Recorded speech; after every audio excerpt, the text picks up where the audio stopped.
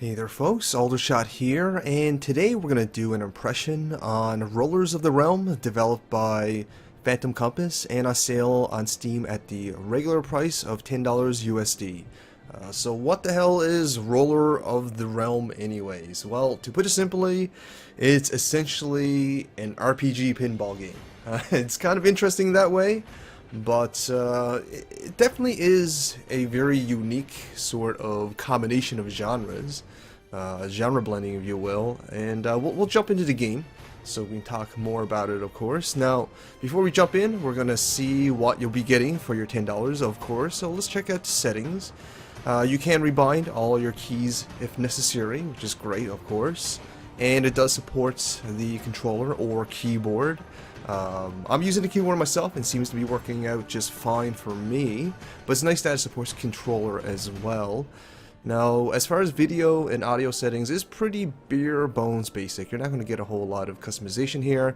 You got your quality, which is general, I guess, visual quality. You have your resolution and your anti-aliasing. That's about it. So, a bit lacking in the video setting department, but there you go.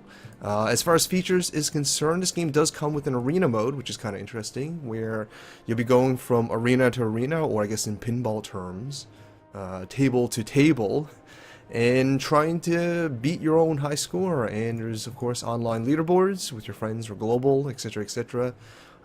So there is that for you as a little side thing for you to do.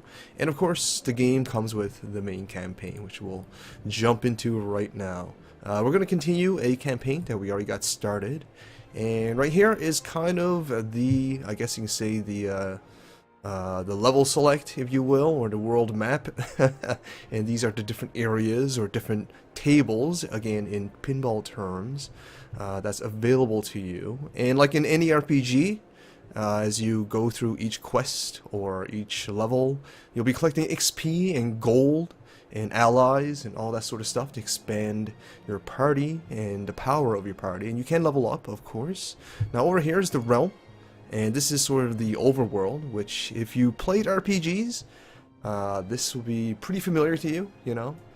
There are multiple regions for you to visit. Currently we're at the Keep, which is actually fairly far into the game. Now you can also go to the ports. And the port is where all your kind of progression is going to be taking place. As you can see, there's multiple different characters. Now the way the game works is the pinball, the ball itself is a character, and they have their own special features, special abilities, special traits, you know, stuff that you'll be familiar with in RPGs.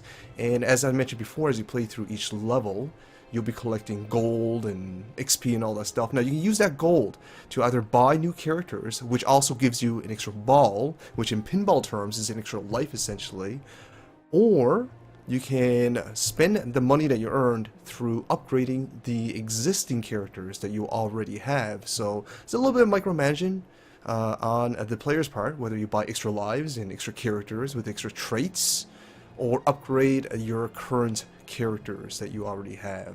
Alright, so that's kind of interesting. I actually kind of like the progression system. So let's jump into a game that we're already started. We're going to go into the bed chamber. Now, what sort of baron I'll let you take a listen to the voice acting. The kind we should rob quickly. Let's find the gold. There you go. A little taste of the voice acting. It's nothing to write home about, but it's nothing terrible either. It's pretty passable. The characters are actually kind of interesting, which is kind of amazing considering that this is a pinball game at its core.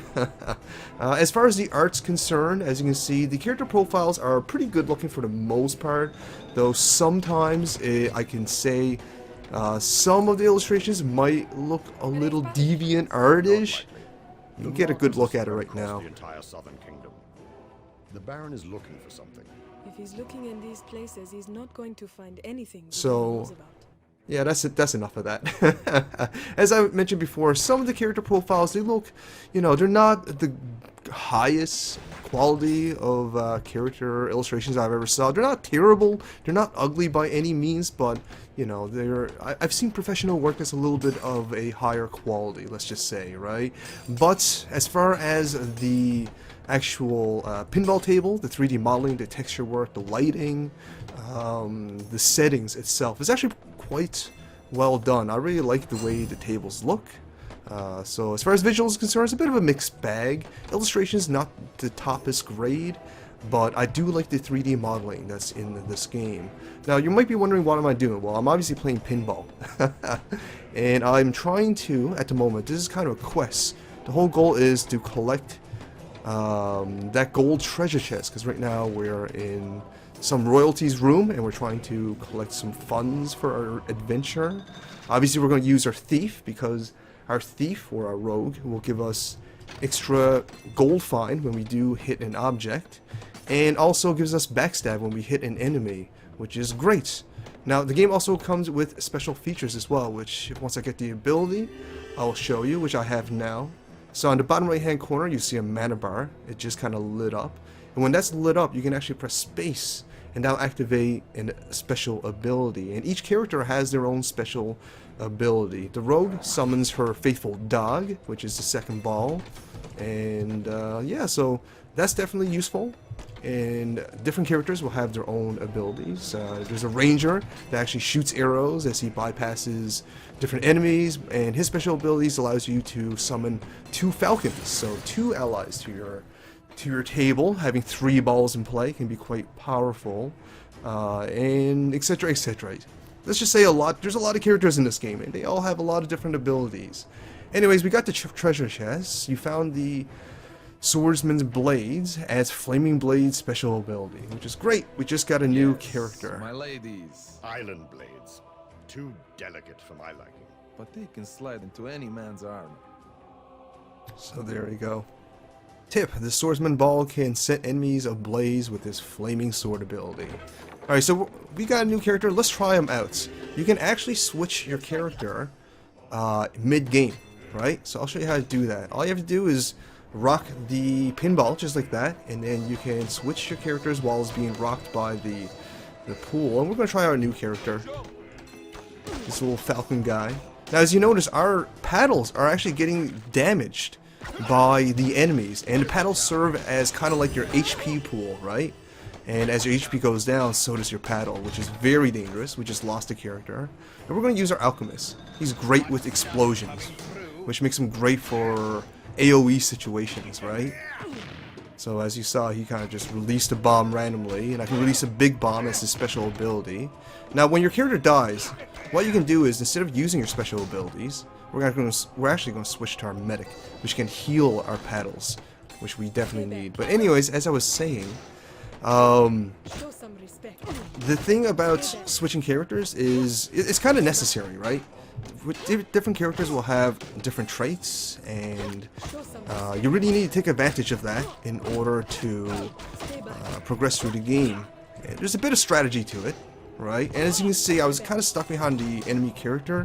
Now something interesting about this game, to help the character or help the player have a little bit more control over the game, because this is pinball, so a degree of randomness is definitely involved. You can actually nudge the ball around, right? As you can see, the arrows are coming up. I'm nudging the ball left or right, but you don't have full control. You know, you're still under the laws of gravity and physics and all that stuff, momentum and all that. Now our paddles are pretty much healed, so we're gonna switch back to this guy. Oh right, as I was saying, instead of using your mana to use your special ability, you can actually switch to a dead tune and revive them, but that'll cost your entire mana bar, right? So there is going to be a cost with that. So as you can see, the game actually does a pretty interesting job of mixing pinball with RPG.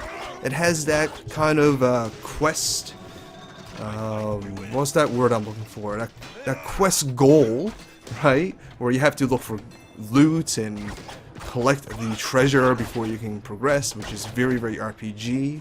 And you can also progress your characters through stat building and all that stuff. And there's healing, and each character has different traits and all that stuff. You can build a party, and there's some, you know, some customization involved as well. Either build a bigger party or build a stronger but smaller party.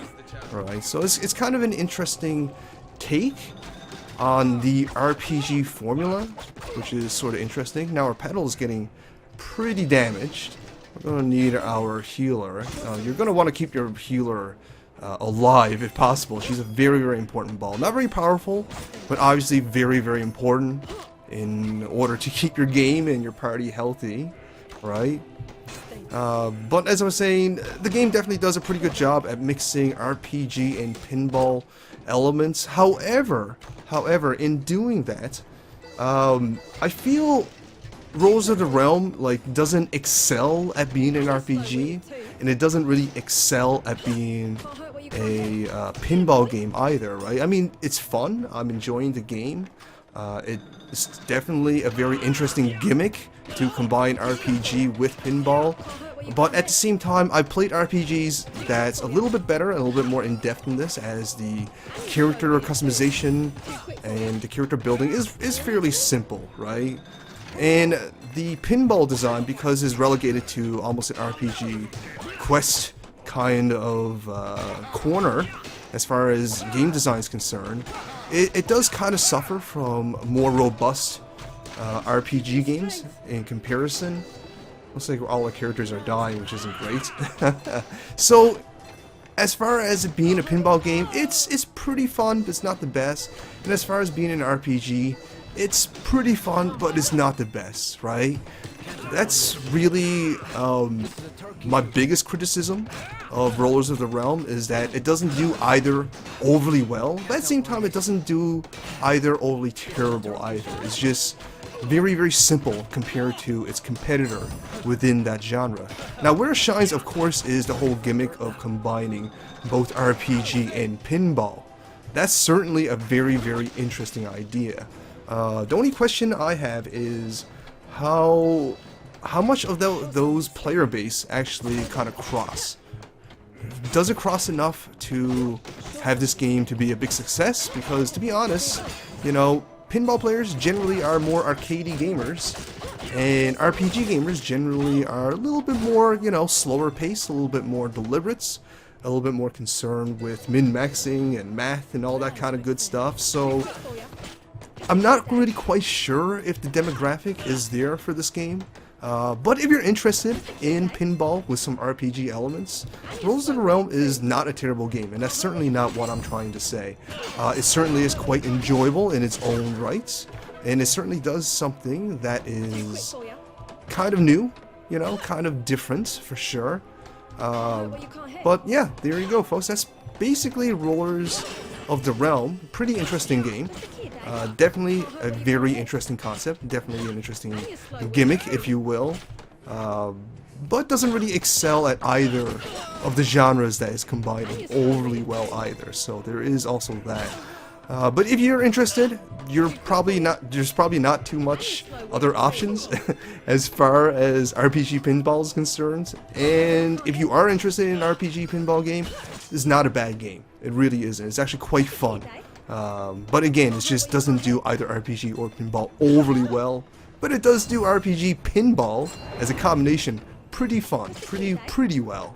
Alright, so there you go, folks. That's basically Rollers of the Realm. Pretty interesting, and if you enjoyed this, or you found this informative in any way, you know, help this little help this little channel grow. That's what I'm trying to say. You know, subscribe if you haven't already. Like, I would greatly appreciate that.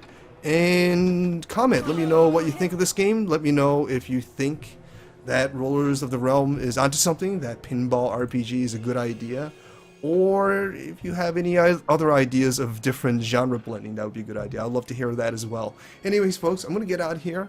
Thanks for watching. Aldershot out.